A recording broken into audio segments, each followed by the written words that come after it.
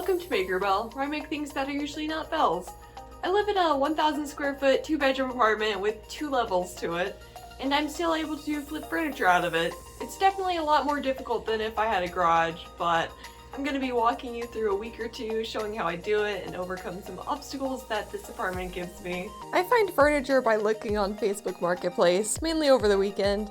On Saturday, I found this really cool secretary desk for free.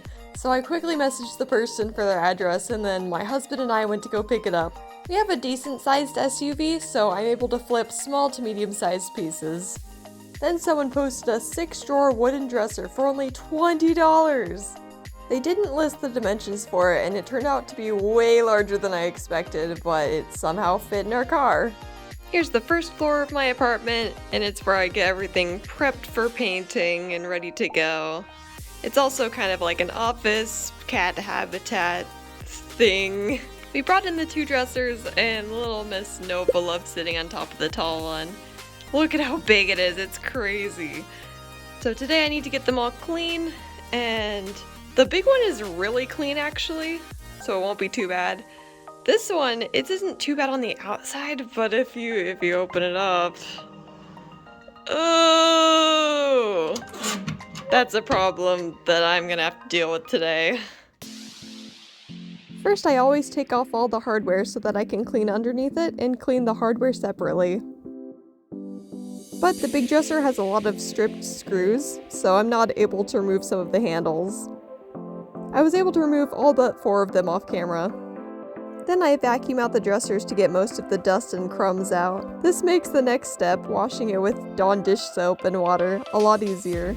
Dawn dish soap is a degreaser, so it's able to get most of the stuff off the furniture while still being gentle on my hands.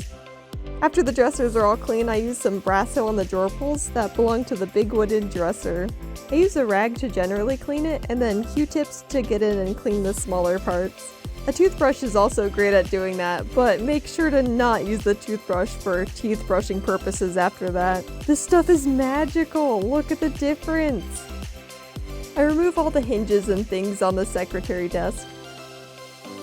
2 of the drawer pulls that go to the secretary desk are missing the actual pull part, but I have 6 similar drawer pulls that I can use instead. The problem is, the ones that I have require 2 holes, while the current ones only have 1. So I put dowel rods into the spaces to patch them up. I use a bit of wood glue on them so that they will stick, and then tap them in with a hammer.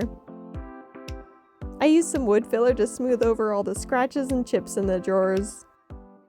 I used a bunch of furniture polish oil stuff on this dresser and got a bunch of nice pictures taken of it and posted on Facebook Marketplace for $200 and shoved everything else out of the way, so now it looks terrible. But, oh hi Willow, do you have something to say? She's making cute chirpy noises. But now I need to sand this dresser. So when I sand stuff, I just sand it outside on the little patio thing. Oh, hello, there's a little birdie. And it looks like it's gonna rain soon, so I better do that quickly. One of the worst parts about sanding or doing anything outside in general is this door is absolutely terrible. The little wheels on the bottom don't work right, so I have to force it open.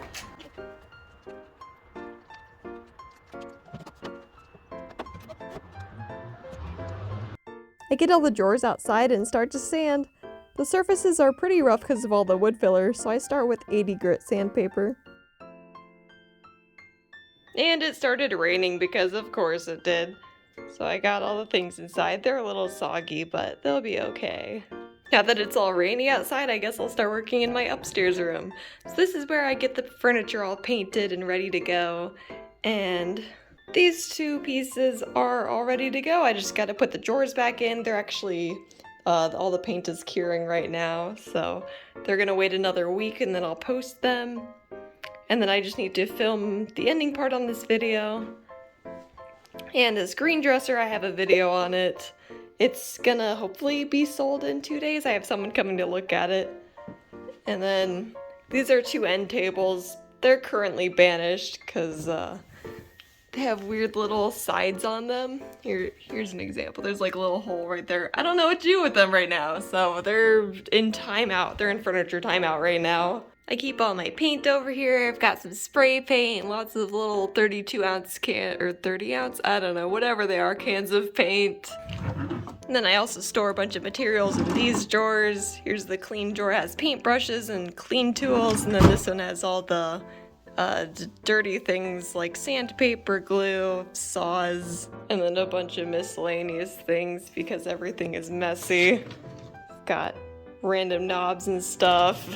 Because this room is upstairs, I have to make sure to buy a furniture that is able to be carried upstairs. So like the giant wooden dresser I have downstairs, I wasn't able to get that upstairs. It weighs more than 100 pounds. And I was expecting it to be a lot smaller, but that's okay. So I have to paint stuff up here, so we got smaller things. That's really the largest obstacle I have, is I can't get lots of large furniture because I can't get it up the stairs. So I just have to be very careful about what I get, and it works out. Right now I'm gonna kind of clean up this room, get all the drawers back in their spots, and then film the last part of this video. By the way, my favorite thing to do while cleaning or painting or anything else is to listen to podcasts and audiobooks. Which is why most of my videos are muted and then I add in voiceovers later.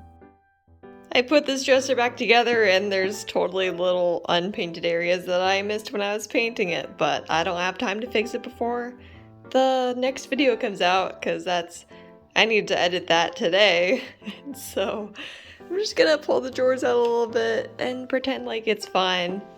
And then I set up blankets on top of these dressers to hopefully keep the echo, make it a little less bad, so that I can film this one. Would you look at that? I missed the sides on this one too, I'm so sad. It stopped raining, so I got the blue dresser back outside and started sanding it. I use 80 grit and then 220 grit to make it all smooth. I didn't actually film it, but my husband and I moved the dresser upstairs. Now it's time to start painting. I'll have to organize all this a bit better. And I actually sold the green dresser, so now this dresser is here. I sold the green dresser for $215, which is about a $180 profit. I won't be filming this painting because it is just painting. It's pretty self-explanatory. Then I have this big drop cloth over everything. I also have 2 ugly blankets underneath it just to make sure that the paint doesn't soak through to the carpet, because that would be super bad in an apartment. Right now I'm staging this dresser, so I'm kind of pulling out drawers, taking pictures in the drawers. I got my cute little props on top of it. And then I'll probably list it in a few days. It's still got a few more days to cure at least. I'll probably post this for $200, maybe a little more, we'll see. I haven't flipped an older dresser like this before, so I have no idea how much they sell for. Selling them is my favorite and least favorite part, because I'm scared that the dressers are just gonna like fall apart when I sell them and then I'll have angry customers. But I think I do a pretty good job on these dressers, so that shouldn't happen. I later took pictures of this other dresser. Look, so pretty! To sell the furniture, I posted on Facebook Marketplace, which is the most popular selling platform in my area. It lets you post 10 pictures, and I try to use all 10 of them. I give a simple description on the furniture, the height, width, and depth, the city that I'm located in, and what kind of payments I accept. When someone comes to look at the furniture, I bring it downstairs and set it right inside the front door so that they don't have to really go into my apartment. I'm prepping the drawer pulls for spray painting by cleaning them and then screwing them into a shallow cardboard box. These drawer pulls actually came from the first dresser that I flipped and sold. I spray paint them on my back patio.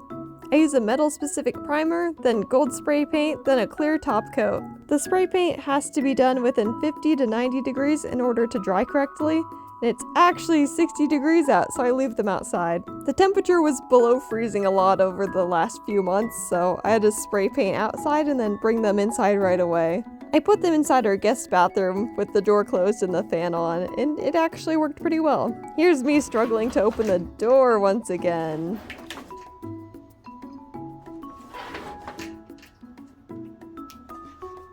Some quick updates. This big dresser hasn't sold yet, but I changed the price from $200 to $160, so we'll see. It's been listed for like 2 weeks now. And I also got this new dresser for $20. It's not new, but it's new to me. And I got rid of the two end tables. They were causing more problems than they were worth. They were not very good quality, and also I got them for free, so I just wasted a few hours on them. Not too bad. But now I have a lot more room to have good furniture in here. By the way, one of the most important things that I found while flipping furniture in an apartment is to get a good respirator. This one is a OVAG P100, which means it protects me from organic vapors, acid gas, which I don't use acid gas, but it's an add-on, and 100% of particles. So I use it whenever I'm painting, whenever I'm sanding, or spray painting. It's just really nice to know that my lungs are going to be safe. And also, I don't have very good ventilation when I'm painting, because I paint inside like an enclosed bedroom instead of a garage. And mostly when I've been painting, I started during the winter, so it's been like below freezing outside, so I can't really open the window. So it's been super helpful to have a respirator with me. That's about it for my advice when it comes to furniture flipping in an apartment. Let me know if you have any questions, if you want to know anything else about it. Thank you so much for watching. Please like the video to appease the algorithm, and check out this video where I make a furniture flip, my first one. That's it. Check out this video where you can see another thing that I make. Thanks for watching. Bye!